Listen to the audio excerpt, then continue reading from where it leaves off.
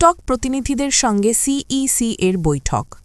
আসন্ন ত্রয়োদশ জাতীয় নির্বাচনকে সামনে রেখে সামাজিক যোগাযোগ মাধ্যমে অপপ্রচার বন্ধের জন্য আলোচনা করতে টিকটক প্রতিনিধিদের সঙ্গে বৈঠক করেছেন প্রধান নির্বাচন commissioner CEC AMM Nasir Uddin.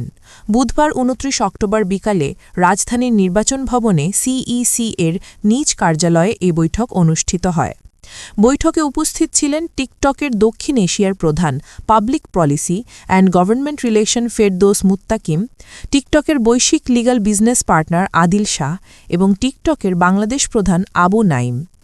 EC কর্মকর্তারা জানান, ইসির সঙ্গে টিকটক প্রতিনিধিদের এই সৌজন্য সাক্ষাতের প্রধান উদ্দেশ্য ছিল আসন্ন জাতীয় নির্বাচনের টিকটক প্ল্যাটফর্ম ব্যবহার করে যেন কোনো ধরনের মিথ্যা বা বিদ্বেষমূলক অপপ্রচার না করা হয় সেই বিষয়টি নিশ্চিত করা।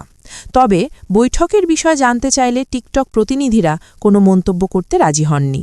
সংশ্লিষ্ট কর্মকর্তারাও এটিকে নিছক সৌজন্যমূলক বৈঠক বলে এড়িয়ে যান।